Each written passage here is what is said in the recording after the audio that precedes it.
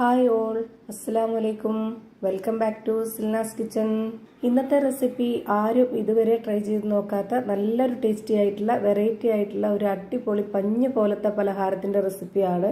ഇതിന്റെ അകമൊക്കെ നല്ല ജ്യൂസി ആയിട്ടാണ് ഇരിക്കുന്നത്. ഭയങ്കര ടേസ്റ്റാണ് ഇത് കഴിക്കാനായിട്ട്. ഒരു തവണ കഴിച്ചാൽ പിന്നെ നിങ്ങൾ ഈ ഒരു രീതിയിൽ തന്നെ എപ്പോഴും ഉണ്ടാക്കി കഴിക്കും. കുട്ടികൾക്കും വലിയവർക്കൊക്കെ ഒരുപോലെ ഇഷ്ടാവുന്ന ഒരു അടിപൊളി പലഹാരമാണ്. അപ്പോൾ ഇതെങ്ങനെയാണ് തയ്യാറാക്കുന്നതെന്ന് അറിയാനായിട്ട് വീഡിയോ സ്കിപ്പ് ചെയ്യാതെ മുഴുവനായിട്ടൊന്ന് കണ്ടു നോക്കണേ. റെസിപ്പിയിലോട്ട് കടക്കുന്നതിന് മുമ്പായി സിൽനാസ് കിച്ചൺ ചാനൽ ആദ്യമായിട്ട് കാണുന്നവരാണെങ്കിൽ പ്ലീസ് ഒന്ന് സബ്സ്ക്രൈബ് ചെയ്തേക്കണേ.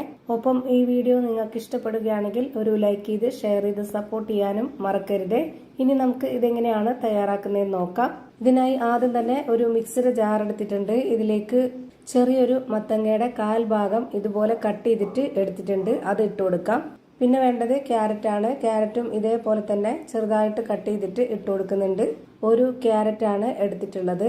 ഇനി വേണ്ടത് നേന്ത്രപ്പഴമാണ്. നേന്ത്രപ്പഴം ഒരെണ്ണം ഇതുപോലെ കട്ട് ചെയ്തെടുത്തിട്ടുണ്ട്. അതുകൂടി ഇതിലേക്ക് ഇട്ട് കൊടുക്കാം. ഈ ഒരു നേന്ത്രപ്പഴവും ക്യാരറ്റും മത്തങ്ങയും കൂടെ ഒന്ന് നന്നായിട്ട് അരച്ചെടുക്കണം. ഭയങ്കര ടേസ്റ്റാണ് ഈ ഒരു കൂട്ടിൽ നമ്മൾ ഇത് തയ്യാറാക്കി എടുക്കുമ്പോൾ. ഇനി നമ്മുടെ ഈ ഒരു പലഹാരത്തിന് നല്ലൊരു മണത്തിന് വേണ്ടി ഒരു 4 ഏലക്ക ഇട്ട് കൊടുക്കുന്നുണ്ട്. ഇനി ഇതിലേക്ക് വേണ്ടത് നല്ല കട്ടിയായിട്ടുള്ള പശുവിൻ പാലാണ്. തേങ്ങാപ്പാലായിരുന്നാലും കുഴപ്പമൊന്നുമില്ല. ഞാൻ എടുത്തിട്ടുള്ളത് പശുവിൻ പാലാണ്. ഇതിൽ ഒട്ടും വെള്ളം ചേർക്കാതെ വേണം ഇതിലേക്ക് ഒഴിച്ചു കൊടുക്കാനായിട്ട്. 250 ml കപ്പിന്റെ അളവിൽ 1 കപ്പാണ് ഇതിലേക്ക് ഒഴിച്ചു കൊടുത്തിട്ടുള്ളത്. ഇപ്പൊ ഞാനിവിടെ നന്നായിട്ട് അരച്ചെടുത്തിട്ടുണ്ട്. അത് ഇതുപോലെ ഒരു പാത്രത്തിലേക്ക് ഒഴിച്ചു കൊടുക്കുന്നുണ്ട്.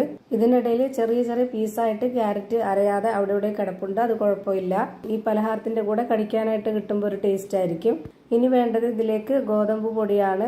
വക്കൊന്നും തട്ടാതെ ഈ ഒരു 250 ml കപ്പിന്റെ അളവിൽ 2 കപ്പ് നിറയെ ഇതിലേക്ക് ഇട്ട് കൊടുക്കുന്നുണ്ട്. ഓരോരുത്തർക്കും ഇഷ്ടമുള്ള മാവില് തയ്യാറാക്കി എടുക്കാവുന്നതാണ്. റവ വെച്ച് തയ്യാറാക്കി എടുക്കാം, മൈദ അല്ലെന്നുണ്ടെങ്കിൽ അരിപ്പൊടി, ഏത് മാവില് ചെയ്തെടുത്താലും നല്ല ടേസ്റ്റ് ആയിരിക്കും. ഇനി ഇതിലേക്ക് ഒരു നുള്ള് ഉപ്പാണ് ഇട്ട് കൊടുക്കുന്നത്. ഒരുപാട് ഉപ്പ് ഇട്ട് കൊടുക്കരുത്. ഇതൊരു മധുരത്തിന്റെ പലഹാരമാണ്. അപ്പൊ അതിനെ ബാലൻസ് ചെയ്യാനായിട്ടുള്ള ഉപ്പ് മാത്രം ഇട്ട് കൊടുക്കുക. ഇനി ഇത് ഒട്ടും കട്ടകളൊന്നുമില്ലാതെ നല്ല രീതിയിൽ ഇളക്കി യോജിപ്പിച്ചെടുക്കണം. ഞാനിവിടെ ഇതുപോലൊരു വിസ്ക് വെച്ചിട്ടാണ് നന്നായിട്ട് ഇളക്കിയെടുക്കുന്നത്. ഇനി ഇതിൽ വെള്ളമോ പാലോ ഒന്നും തന്നെ ചേർക്കേണ്ടതില്ല. ഈ ഒരു അരപ്പിന്റെ മിക്സിൽ മാത്രം ഇതൊന്ന് നന്നായിട്ട് ഇളക്കി യോജിപ്പിച്ചെടുക്കുക. നമ്മൾ ഈ ഒരു തയ്യാറാക്കിയെടുക്കുന്ന ഈ കൂട്ട് നല്ല സോഫ്റ്റ് ആയിട്ടാണ് കിട്ടുന്നത്. നല്ല കട്ടിയാവാതെ ഒരുപാട് ലൂസും ആവാതെയാണ് ഇത് തയ്യാറാക്കിയെടുത്തിട്ടുള്ളത്. ഇനി ഇതിന്റെ കറക്റ്റ് പരുവം ഞാൻ കാണിച്ചു തരാം. ഇതുപോലെ സ്പാച്ച് വെച്ചിട്ട് ഇളക്കി കൊടുക്കുമ്പോൾ ഈ ഒരു പരുവത്തിലാണ് നമ്മുടെ മാവ് റെഡിയാക്കി എടുക്കേണ്ടത്. ഇത് കാണുമ്പോൾ തന്നെ നിങ്ങൾക്ക് കറക്റ്റ് പരുവം മനസ്സിലായിട്ടുണ്ടാവും. ഇനി ഇത് ഇവിടെ ഇരിക്കട്ടെ. അടുത്തതായിട്ട് ഒരു കൂട്ടുകൂടി തയ്യാറാക്കി എടുക്കാനുണ്ട്. അതിനായിട്ട് ഞാനിവിടെ സ്റ്റവിലേക്ക് ഒരു പാൻ വെച്ച് കൊടുത്ത് ഫ്ലെയിം ഓൺ ആക്കി കൊടുത്തിട്ടുണ്ട്. നമ്മുടെ ഈ ഒരു പലഹാരം നല്ല മധുരത്തിന്റെ പലഹാരമാണ്. അതുകൊണ്ട് തന്നെ ഞാനിതിലേക്ക് 250 ml കപ്പിന്റെ അളവിൽ 1 കപ്പും പിന്നെ കുറച്ചുകൂടി ശർക്കര ഉരുക്കിയതാണ് ചേർത്ത് കൊടുക്കുന്നത്. ഓരോരുത്തർക്കും മധുരം എത്രയാണോ വേണ്ടത് അതിനനുസരിച്ച് കൂട്ടിയും കുറച്ചും എടുക്കാം. ഇനി അടുത്തതായിട്ട് വേണ്ടത് തേങ്ങ ചിരകിയതാണ്. ഞാനിവിടെ 250 ml കപ്പിന്റെ അളവിൽ 1 കപ്പും പിന്നെ കുറച്ചുകൂടി ഇതിലേക്ക് ഇട്ട് കൊടുത്തിട്ടുണ്ട്. എന്നിട്ട് നല്ലൊരു മണത്തിന് വേണ്ടി ഒരു 3 ഏലക്ക കൂടെ ഇതിലേക്ക് ഇട്ട് കൊടുത്തതിന് ശേഷം ഇത് നന്നായിട്ടൊന്ന് വറ്റിച്ചെടുക്കാം. ആദ്യം ഇതൊന്ന് നന്നായിട്ട് ഇളക്കി യോജിപ്പിച്ച് കൊടുക്കുന്നുണ്ട്. കൈവിടാതെ ഇളക്കി കൊടുക്കേണ്ട ആവശ്യമൊന്നുമില്ല. പിന്നെ ഇത് ഹൈ ഫ്ലെയിമിൽ വെച്ചിട്ട് കുറച്ച് നേരം ഒന്ന് വറ്റിച്ചെടുക്കാം. അതായത് ഇത് കുറച്ചൊരു കുഴമ്പ് രൂപത്തിലാവണം. ആ ഒരു പരുവാകുമ്പോൾ നമുക്കിതിന്റെ ഫ്ലെയിം ഓഫ് ചെയ്ത് കൊടുക്കാം. ഇതാണ് ഇതിന്റെ കറക്റ്റ് പരുവം. ഫ്ലെയിം ഓഫ് ചെയ്തതിന് ശേഷം ഇതൊരു 2 സെക്കൻഡ് ഇതുപോലെ ഇളക്കി കൊടുക്കുക. അടി പിടിക്കാതിരിക്കാൻ വേണ്ടിയിട്ടാണ്. അപ്പോൾ ഒന്നുകൂടി കുഴമ്പ് രൂപത്തിലാവും.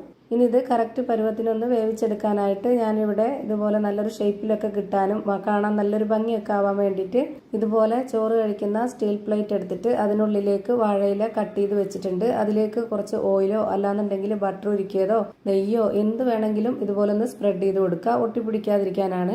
പാത്രത്തിന്റെ വക്ക് ഭാഗം വരേക്കും നമ്മൾ ഇത് സ്പ്രെഡ് ചെയ്ത് കൊടുക്കണം. എന്നാലാണ് ഒട്ടിപ്പിടിക്കാതെ നല്ല ഷേപ്പിൽ കിട്ടുള്ളൂ. ഇനി നമ്മൾ തയ്യാറാക്കി വെച്ചിട്ടുള്ള ആ ഒരു മാവിന്റെ പകുതി ഭാഗത്തോളം നമ്മൾ ഇതുപോലെ ഒന്ന് ഒരു സ്പാച്ച് വെച്ച് ഇതിലേക്ക് ഇട്ട് കൊടുത്തിട്ട് കറക്റ്റ് ലെവൽ ചെയ്ത് കൊടുക്കാം. ആ ഒരു മാവിന്റെ നേർ പകുതിയോളം ഇതിലേക്ക് ഇട്ട് കൊടുത്തിട്ട് ഇതുപോലെ ചെയ്തെടുക്കുന്നുണ്ട്. ഇതുപോലെ വാഴയിലയൊക്കെ വെച്ച് കൊടുത്ത് ചെയ്തെടുക്കുന്നത് വാഴയിലയുടെ ആ ഒരു മണമൊക്കെ നമുക്ക് കിട്ടുമ്പോൾ നല്ല ടേസ്റ്റാണ്. ഇനി ഇതിന് മുകളിലേക്ക് നേരത്തെ റെഡിയാക്കി വെച്ചിട്ടുള്ള ആ ഒരു തേങ്ങ ശർക്കരക്കൂട്ട് മുഴുവനായിട്ടും ഇതിലേക്ക് വെച്ച് കൊടുത്തിട്ടൊന്ന് നന്നായിട്ട് പരത്തി കൊടുക്കാം. ഇതേപോലുള്ള പരന്ന പാത്രത്തിൽ തന്നെ ചെയ്തെടുക്കണമെന്ന് നിർബന്ധമൊന്നുമില്ല. ഓരോരുത്തർക്കും ഇഷ്ടമുള്ള രീതിയിൽ ഇഷ്ടമുള്ള വലിപ്പത്തിലുള്ള പാത്രത്തിൽ ചെയ്തെടുക്കാവുന്നതാണ്.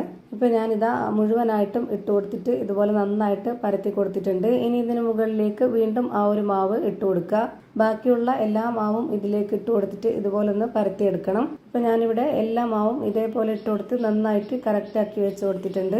ഇനി ആദ്യം വെച്ച് കൊടുത്ത പോലെ കട്ട് ചെയ്തെടുത്തിട്ടുള്ള വാഴയിലയിൽ കുറച്ച് ഓയിലൊന്ന് സ്പ്രെഡാക്കിയതിന് ശേഷം ഇതേപോലെ ഇതുകൂടെ ഒന്ന് അമർത്തി വെച്ച് കൊടുക്കുന്നുണ്ട്. ഈ ഒരു ഷേപ്പ് നമുക്ക് കിട്ടുമ്പോഴും അതുപോലെ തന്നെ കാണാൻ നല്ല ഭംഗിയായിരിക്കും. അതുപോലെ ഈ ഒരു ഇലയുടെ മണമൊക്കെ ആകുമ്പോൾ നല്ല കഴിക്കാനും നല്ല ടേസ്റ്റ് ആയിരിക്കും. ഇനി നമ്മളിത് ആവിയിലാണ് വേവിച്ചെടുക്കുന്നത്. അതിനായിട്ട് ഒരു ഇഡ്ഡലി ചെമ്പിൽ വെള്ളം വെച്ചതിന് ശേഷം അതിനുള്ളിലേക്ക് ഒരു അരിപ്പത്തട്ട് ഇറക്കി വെച്ചിട്ട് ഈ ഒരു മാവുള്ള പ്ലേറ്റും കൂടെ വെച്ച് കൊടുത്തതിന് ശേഷം ഒരു 30 മിനിറ്റ് നേരം ഇതൊന്ന് വേവിച്ചെടുക്കാം. 30 മിനിറ്റിന് ശേഷം നമ്മളിത് തുറന്ന് നോക്കുമ്പോഴേക്ക് ഇത് നന്നായിട്ട് വെന്ത് കിട്ടിയിട്ടുണ്ടാവും. ഇപ്പോൾ ഞാനിവിടെ എടുത്തു വെച്ചതിന് ശേഷം മുകളിലുള്ള ഈ ഒരു ഇല എടുത്ത് മാറ്റുന്നുണ്ട്. ഇപ്പോൾ കാണാൻ തന്നെ നല്ല ഭംഗിയാണ്. ഇനി ഈ പാത്രത്തിൽ ഒട്ടിപ്പിടിച്ചിട്ടുണ്ടോ എന്ന് നോക്കാം. സ്പാച്ച് വെച്ചിട്ട് ഇതുപോലെ ഒട്ടിപ്പിടിച്ചിട്ടൊന്നുമില്ല, നല്ല കറക്റ്റ് പരുവത്തിന് വെന്ത് കിട്ടിയിട്ടുണ്ട്. ഇനി നമുക്കിത് തിരിച്ചിട്ട് കൊടുത്തതിന് ശേഷം അതിനടിയിലുള്ള ആ ഒരു ഇല കൂടെ മാറ്റിയെടുക്കണം. ആ ഇല പാത്രത്തിൽ തന്നെ ഒട്ടിയിരിക്കുകയാണ്. ഇനി നമുക്ക് ഇതാ കട്ട് ചെയ്തെടുക്കാം. ഓരോരുത്തർക്കും ഇഷ്ടമുള്ള ആകൃതിയിൽ, വലിപ്പത്തിൽ, ഷേപ്പിലൊക്കെ കട്ട് ചെയ്തെടുത്ത് കഴിക്കാവുന്നതാണ്. ഞാനിപ്പോൾ ഈ ഒരു രീതിയിലാണ് കട്ട് ചെയ്തെടുക്കുന്നത്. ഇതിൻ്റെ അകമൊക്കെ നല്ല ജ്യൂസി ആയിട്ടാണ് ഇരിക്കുന്നത്, നല്ല സോഫ്റ്റ് ആയിട്ടാണ് ഈ ഒരു മാവ് ഇരിക്കുന്നത്. ഇത് കഴിക്കാൻ ഒരു പ്രത്യേക വെറൈറ്റി ടേസ്റ്റ് ആണ്. എന്തായാലും ഒന്ന് ട്രൈ ചെയ്ത് നോക്കണം, എല്ലാവർക്കും ഇഷ്ടാവും. ഉണ്ടാക്കി കഴിച്ചതിന് ശേഷം അഭിപ്രായങ്ങൾ കമന്റ് ബോക്സിൽ അറിയിക്കുക. അപ്പോൾ ഇത്രയേ ഉള്ളൂ ഇന്നത്തെ വീഡിയോ ഇഷ്ടമായാൽ ലൈക്ക് ചെയ്യാനും കമന്റ് ചെയ്യാനും ഷെയർ ചെയ്യാനും മറക്കരുത്. പുതിയ ഒരു വീഡിയോയുമായി വീണ്ടും വരും. Thank you for watching.